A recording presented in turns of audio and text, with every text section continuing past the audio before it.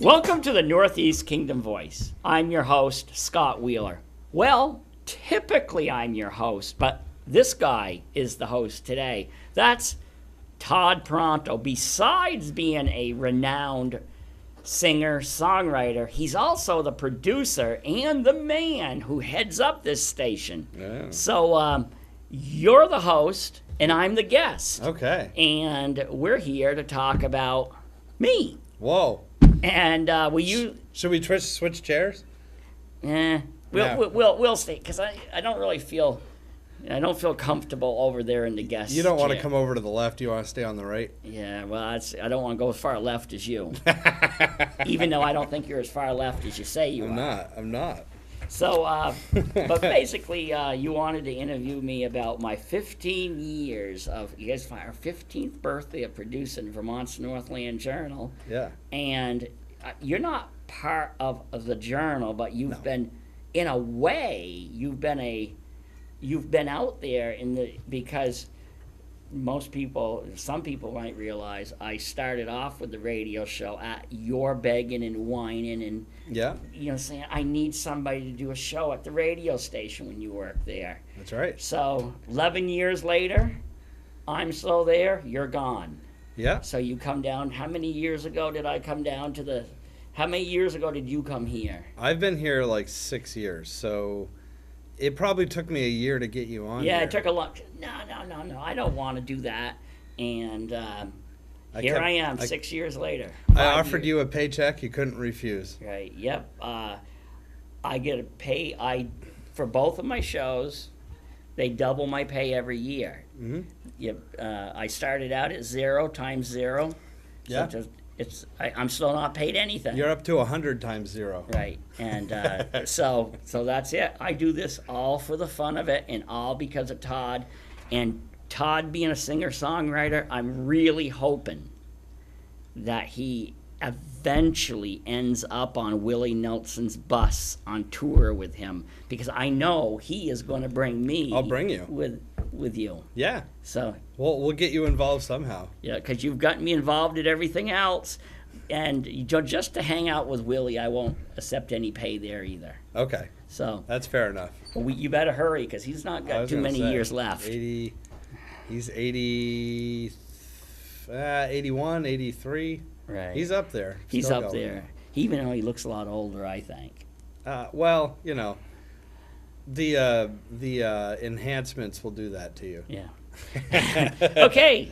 So, 15 years. By the way, Yes. I will probably forget that I'm not the host, and I'll try to turn the tables right back on you. Okay. You've been a guest on my show. I have. A few times. So okay. But now I'm the host. You're the host. And you're the guest. Yes. All right. Welcome to the Northeast Kingdom Voice. No, I'm just kidding. So, the Northland Journal, 15 years ago, you started it. But I remember because I don't know if I was quite doing radio then yet. But when I was doing radio, it wasn't called Vermont's Northland Journal. No, it was a Kingdom Historical. It started out only about 2 years, but then I realized people have a phobia of history. Unless you really love history, you think of history as that boring stuff that you learn in school. Right. It's probably necessary, but sometimes it's as fun as watching paint dry. And so when people hear history, they think, names and dates and those textbooks. Yeah, and that's important stuff. But I think you can also blow some life into history by making it, by making it a little more interesting than just names and dates. Right. Well, I definitely think too. The more, I don't know if this is true, but the older I get, the more I'm interested in history. Being that when I was in school, I really didn't like history class. I thought it was really boring, right, like you were saying. But now I'll read about it.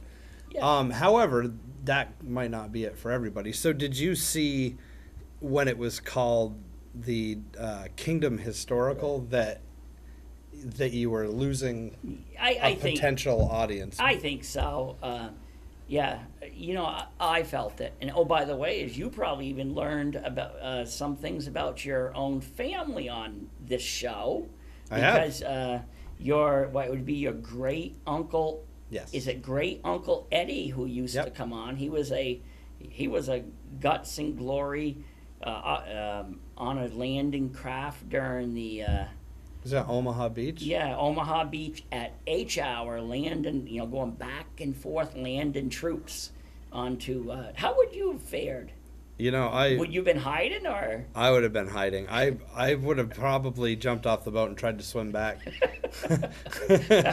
swim back west. No. I think the change was good because it's because. I think it's more of a description of what I do because it isn't only history; it's history and culture, Right. and the people. You're keeping a journal, so in essence, 30 years from now, somebody can pull out an issue from this month, and it's a record of the time, Right. which Yeah. is essentially what history is too. But a journal's more personal. Right. Because a lot of people, just because somebody likes, a lot of people say, especially the media, loves to try to figure out, well, what do we call you? They say historian. Well, I'm not really a historian. I have my degree in psych, but I don't have a degree in history. Historian, I consider that somebody like Alan Yale, who has been on my show before, who's actually Dr. Yale, I suppose, because he has his doctorate or his PhD Oh yeah. in history. I'm a chronicler of history. I want to sit down with my history as much as I can, as in I like to chronicle people's stories. We have many people who are, like we have the Old Stone House who are frequent guests on our show. They do an absolutely wonderful job, as do the historical societies at recording the past, history, artifacts, etc. I like to try to capture the stories while they're still walking amongst us. Speaking of historical societies, have you been involved with any of them, or I mean, I'm sure you're on a friendly basis with them. But I'm involved in different degrees. Like you're not on the board. I'm or not. anything. No, it's the funny thing is, I have this thing. If I cannot give my 100% to something, I don't involve myself with boards because I don't have the time. But I do provide, whenever somebody needs help, whether it's the Old Stone House, who I have an outstanding relationship with, and I have an outstanding relationship with the vast majority of historical societies, and I'm willing to help them, and they're willing to help me, and because this isn't the Northland Journal is not a one-horse show. I might be the public face of it, Right. but the brains of it is actually my wife. Because I know you're not married yet, you're in a relationship, and the quicker you know the women are the stronger sex, Oh yeah. is the further you will go in life. Because my wife, not only has she tolerated my obsession with my work, she's the one, and my daughter. I have two very strong women who are doing all the book works, and every once in a while my wife will say, hey, I'm really happy I'm really, really happy you love doing what you do, but hey, make some money too. Because, I'm in the wrong business to get rich. Is she interested in becoming a manager for a musician by any chance? No. Because I haven't figured out how to make money at that I yet. was going to say, if I wanted to make money, I'd be a musician. Yeah. Now, my wife and my daughter are the ones who really keep me straight. But then like I have Janine Young. She's been with me forever, and then we were just so fortunate to have Natalie Homiller. She's our new layout person. She gave the journal after it became tired. She brought a true level of professionalism to the job, And we're all former Chronicle workers. Janine is retired. I worked at the Chronicle for a few years. Natalie worked at the Chronicle. Chronicle is a outstanding place. It's an outstanding training ground. I wouldn't be doing anything I'm doing today if it wasn't for my years at the Chronicle. I have 5 years of college behind me, but nothing.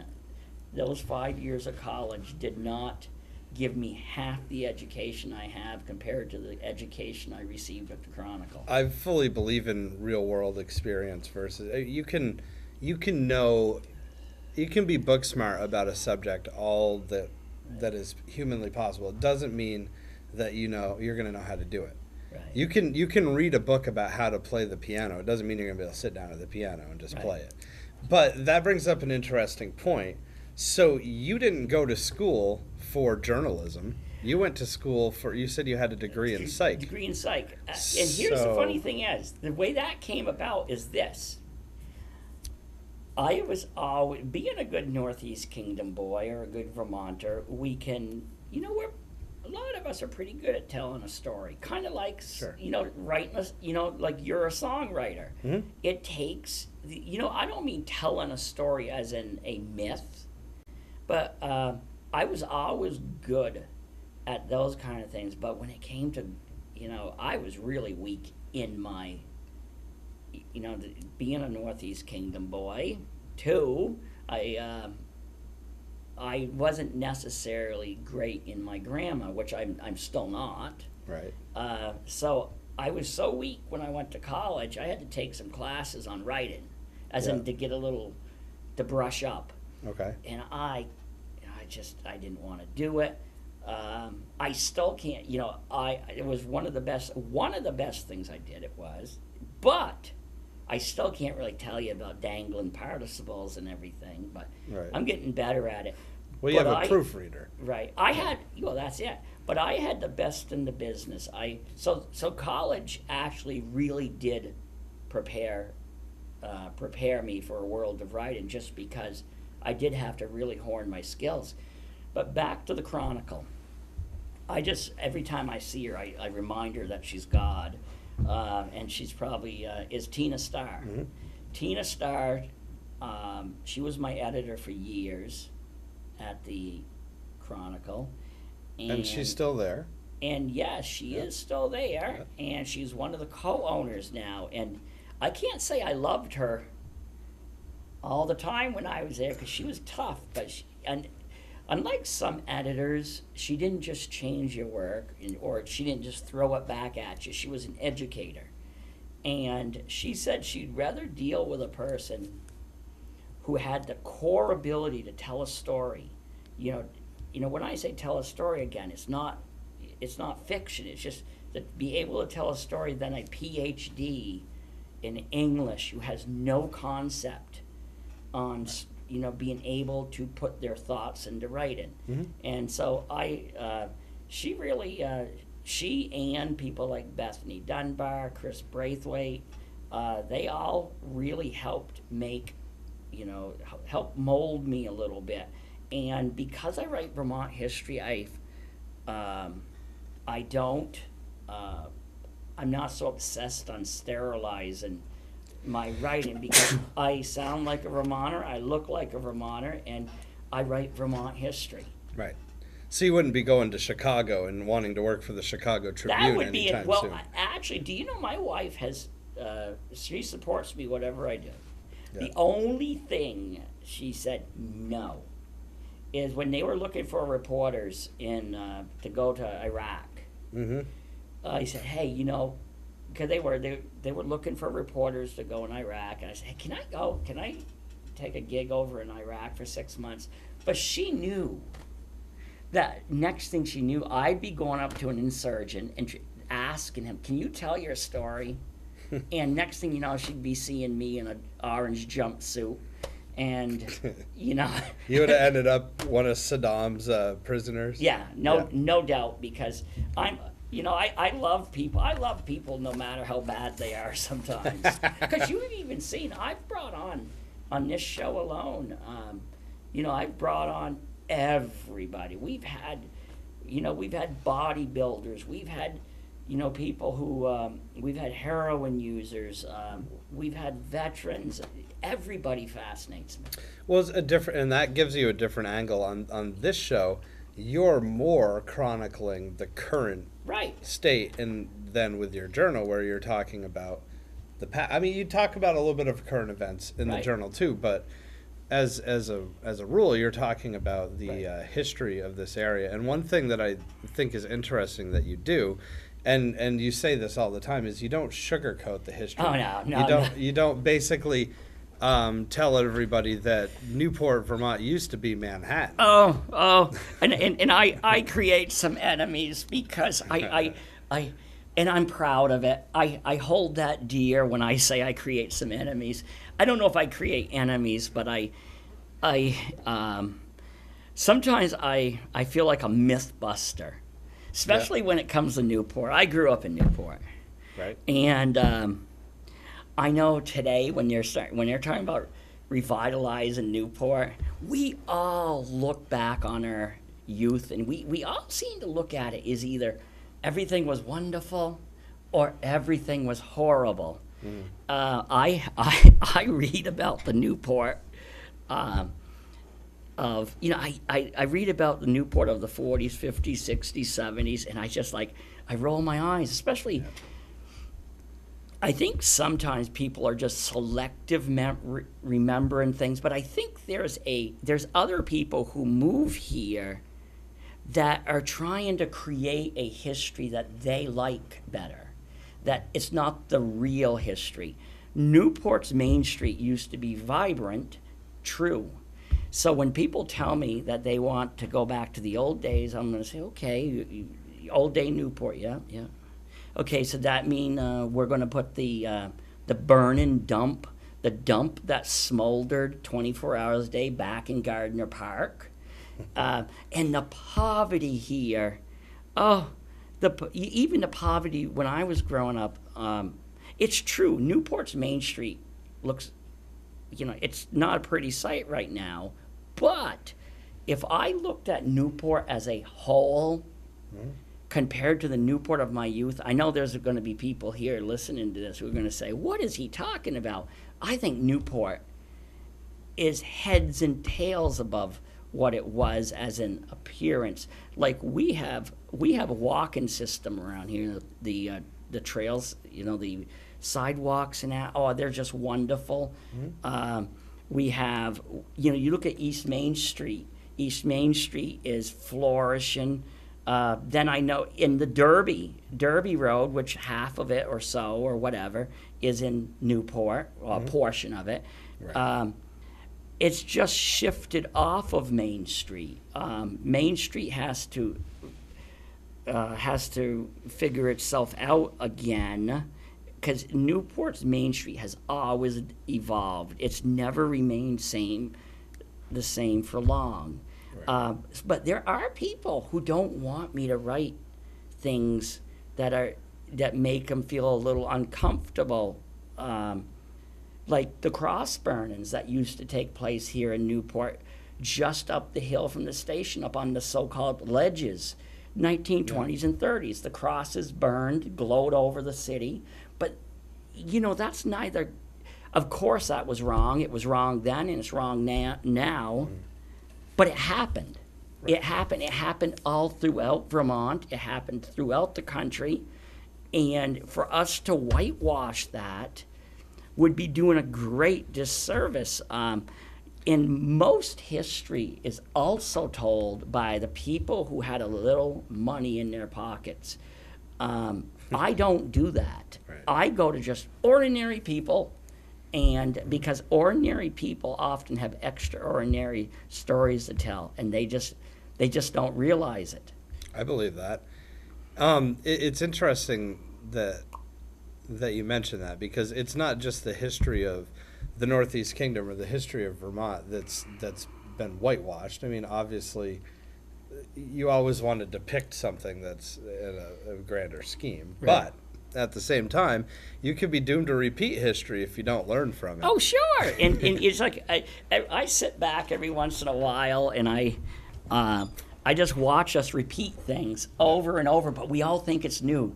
It's like, for example. But some stuff you might want to repeat. No, that's true. And like all right. But some stuff you definitely don't. It's like, for example, I happen to really enjoy the fact that more people are going back to gardening now and back to doing some of those things that I did growing up. But it's so funny to listen to some people is when they talk, it's like they just introduce themselves to gardening and they talk like, wow, did you know we invented this thing that if you put seeds in the soil, things will grow. And it's like they really, it's like they're so excited. It's like you had to do it out of necessity, and now it's the no. What I'm maybe not necessity. No, what I'm saying is we think the new now when things start coming back, the people who are bringing it back act like it's like, wow, we just discovered this. Like I read an article, I'm exaggerating this a bit, but I read an article in the Burlington Free Press, and I swear the writer was like awestruck that if you put your clothes on a line, your clothes will dry. It was like, and I know it wasn't quite that. But it's the people, though, that I interview. I find great stories in everybody. There's usually the people who have the best stories to tell are people who don't even have a clue they have a story to tell, because it's like Sam Bly, who I did an article on last year, and he actually held off dying, literally. He was in his final days. He finally wanted to talk about his years as a POW. He was all hitched up to stuff, and his family was like, how did you do that? I did a 3-part series, and I said, you wait. Once he gets done, he'll pass away. He was and sure enough, he got his story told, but nobody understood the horrors that he had seen. But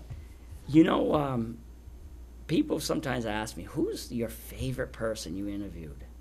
That's really a tough thing. Of course it'd be you, but our second favorite is, who's your second favorite?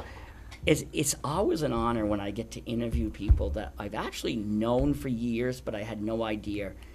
Right. One story that I'll go to my grave thinking about is my former social studies teacher. I don't know if you're just a kid. You probably didn't have Dick Hall, did you? No. The junior high. No. Dick, I had Dick Crowdis though. Yeah. Oh, Dick Crowdis. He was born. I think right about the time of Jesus. Yeah. Because he taught music into his 300s, didn't he? Yeah. Sorry. No, he was a good man. He was awesome. But Dick was one of these, and I have a hard time calling him Dick because that's Mr. Hall. He was one of my favorite teachers, not because he wasn't one of those slapstick teachers that you really like as a student, and then you realize years later, oh, he was great. I didn't learn anything. I didn't learn anything. Yeah. And so when I did Dick's story, people were astonished. This great, humble man had led such an amazing life on so many angles, and he never boasted or bragged, but he had seen some of the, including seeing some of the fiercest battles during World War II, including, being hit and being given the Purple Heart. People were astonished that nice man had never just, it was just part of his life, a part of life he was proud of. And those are the stories I like to be able to tell. And the good thing is you're never going to run out of history. No. But and we're going to have to, I'm kind of transitioning to the future right now, but before we transition to what's in the future for the Northland Journal, a lot of the people that you've interviewed have passed on now. Right, but their memories live on. Their memories live on, and people are going to keep. Unfortunately, nobody gets younger. Right. People keep getting older, so there's always going to be history. But I would like to tell you you, want to keep doing it. I would like to tell you, there is one person who might have found the secret to longevity. I make it down to the Fountain of Youth in Florida, St. Augustine, at least every 2 years. So there's a very long possibility I will be interviewing your great-great-great-great-grandchildren. That would be fantastic. But you got to have your first kid. Yeah, I gotta. I'm running behind on that. Yeah. So you started off as the Kingdom Historical. Right. It became the Northland Journal, and it's still going strong as the Northland Journal 15 years later. And I also have books. Well, yes. My first book was Rum Runners and Revenuers. Then I have one about salmon. Yeah, when salmon was king, Voices on the Clyde. Then I have one about Don McNally and the rise of the Derby Port Drive-In. Are you young? You're old enough to remember the Derby Port, aren't you? I saw the Jungle Book at the Derby Drive-In when I was a young child, and that's the only. Let me put it this way. That's all I recall. You missed some good times as a teenager. I'm sure I did. Yeah. And I'm sure I actually, did. my wife and I went on our first date, and she's still there, and she still doesn't know if that was 32 years later. She's still wondering if that was the best thing that happened to her or the worst. Just because. What was the movie, or do you remember? Splash. Splash. Tom Hanks. Yeah. And okay. So yeah, I remember that. And then I know you were going to ask me about my book has finally gone to the editor because it took me a while, because I don't know if I don't know if you heard anything about it, but they had some problems up there at Jay Pekin last year. No. yeah, they did. And in all seriousness, Jay Peak has been a big supporter of my work. And I have written ad nauseum on the history of Jay. I've interviewed people. I've interviewed some of the founders. I've interviewed people around town about the history of Jay. Mm-hmm. This book should have been out last year, but then the federal government got involved. Yeah, you had almost completed this book, hadn't you, before the EB5 scandal or whatever they call it. And so that's ready to go to. It finally went to the editor, and it's not the history of a Jay Peak only. It's the history of the mountain, of the community. And it's not, of course you can't write the history of Jay Peak and Jay and Montgomery without mention of the EB5 scandal. But this is not about the EB5 scandal. This is about the region. It's about, for example, Helen Morse, who is still alive. She's 95. And she operated the school bus route with her husband when it was horse and buggy. So she talks about the days of Jay during the horse and buggy days, and then the rise of the mountain. And I interviewed the pioneers, some of the pioneers of the mountain, and so. When does it come out? Well, you just said it went to press, right? Yeah, no, went to. It went to the editor. Oh, okay. So we're still a ways away. Yeah, there's a lot of now the work begins, because I have a great editor, Janine Young, and she'll say, no, Scott, that is in. We'll be back and forth, and then so that should be out early next year. So. Okay. Then next year, Newport has a milestone. Yeah. It's going to be 100 years as an official city. Right. And by the way, before 100 years ago, East Main Street, Newport, was Main Street, West Derby. Yes. So then the municipalities came together. So I'm going to have a book then. It's going to tell what I call the real history of Newport. It's going to be history told by the people who lived it. It's going to be just using a collection of interviews that I've done throughout the years, like Ruth Austin, who I know you've watched my show through here. Ruth was 101 when I interviewed her. That woman had such a sharp memory, and she. She remembered when West Derby became Newport, and it's going to bring people forward. The last 100 years of Newport. These are not going to be prominent people. I'm dedicating it to the people of Newport who made Newport, and not just the pretty people. Not just my father. No, that's it. Yeah, because you and a lot of some of your viewers don't realize that Todd is a celebrity. Yeah. His father was the mayor of Charlie was the mayor of Newport. You had Secret Service protection then. Oh, absolutely. Yeah. How long did that last after he was mayor? Did they just cut it right off? They just cut it right off. The funding wasn't there. Right. I think Doug Spates was the mayor after my father. I believe he canceled that funding. Was your father ever influenced by the Russians? I'm not sure. I've been trying to get to the bottom of it. Right. Maybe the Canadians. Probably the Canadians. Yeah. I mean, my mother technically was born to a Canadian family, so there might be some collusion going on there. Yeah, he might have taken some bribes from the prime minister. I do think we probably need a investigation into this, though. We should probably look into that. Yeah, because I don't know what the statute of limitation to collusion is. I don't know. When was my father? He was the mayor until like 1990, maybe, or something. Right. Well, we're pretty much at the end of the show. Is there anything that I missed? Because I honestly didn't even look. I had these notes here, so I looked like I knew what I was doing. Something that you never do when you interview people. But here's a secret in life I have found. Yeah. That most people go around pretending to know what they're doing when actually they don't. That's my life. I have people come up to me and say, "You are so smart."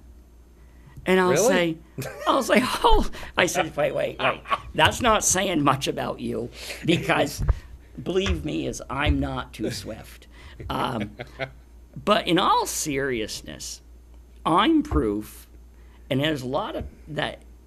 If you have a passion for something, as you do with music, I know someday you're going to be rocking it down with Willie and Toby Keith. But the thing is, if you have a passion for something, and you might not want to get rich, you can make a living here. It's not easy, but it's not always greener on the other side of the pasture either. I believe that. So, no, it's been a good ride.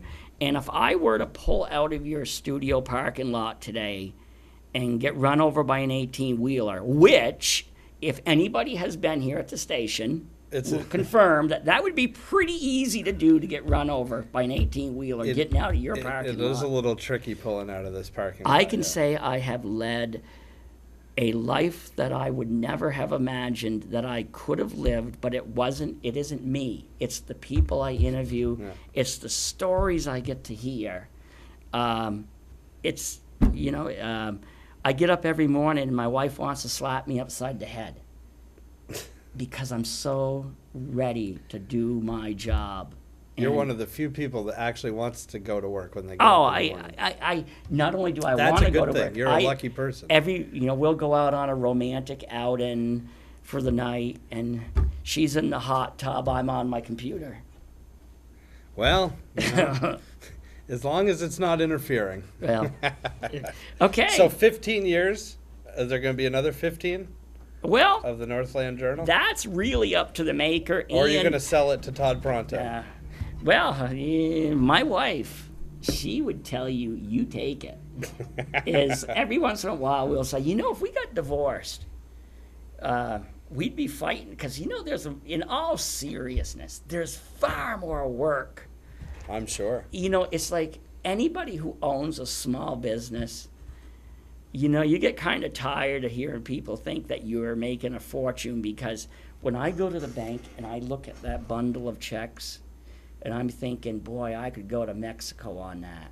But then by the time that it's mine, it's like, well, I guess I could have a McDonald's hamburger for lunch, but I don't complain. Hey. But no, it's not a one-horse show. As I said, and then it's like Bill Alexander, my web guy, then Johnny, there's you here, Johnny at the radio station, and Janine and Natalie and all of my writers, because writers are just continuing to send their work in, helping me chronicle the history of the area, And you know what? You were saying we're never going to run out of history. That's true, because the older you get, and I don't know if you've started this yet. Have you started sentences? Back when I was a kid, Not yet. you will. Is once you realize that you got more years in back of you than you got in front of you, you start those sentences. Back when I was a kid. I can't wait. Yeah. All right. All Well, right. hey, but I do look forward to interviewing your great grandkids, because that I'm looking forward to it, the too. only thing that fountain of youth hasn't done for me, it hasn't grown my hair back. Well, hair's different than youth. Yeah, I know. Hair is vanity, and if you found the fountain of vanity, your health probably wouldn't be as good. But be warned, anybody who hasn't been to St. Augustine, to the Fountain of Youth, it just might keep you younger, but boy, that water's nasty tasting. Okay. Well, thank you for letting me come on your show to interview you on. I was gonna say, do you want to end it? I'll let you end it. No, I was going to say thank you for allowing you to host the show that you produce, and so. Okay. I'm confused as hell. We should probably just Right. end it. And when next time Willie's in town, hanging out at your place, Yeah. have Willie come on over, and Okay. we'll. And he just needs to realize this is a smoke-free premises, though. All right. I'll send Willie over, but it might not be the one that you're expecting. But he probably will come with some smoke. Right. Okay, I'm going to let you wrap up. All right. Well, hey, thank you for tuning in to the Northeast Kingdom Voice. I'm sort of your host, Todd Pronto, and we were blessed with the actual host of the show today, who's celebrating 15 years as a local business owner, and you'll see him again next week, where he's in the same chair, but he's actually the host, and I'll be behind the cameras where I belong. Well, that gets confusing, me going back and forth, but I don't know. I won't. I'll be back on the 30th, though. That's in the 30-year anniversary. Oh, okay. And I suspect you'll still be here. I might be. No, I think you'll have I think your studio will be in some high rise. Maybe. Because they don't have many high rises in Nashville, though, do they? It's just a couple buildings. Yeah. I'll have to build my own. Find the highest one. Pronto Tower. Yeah, that's it. All right, thanks for watching. Thank you for watching Todd.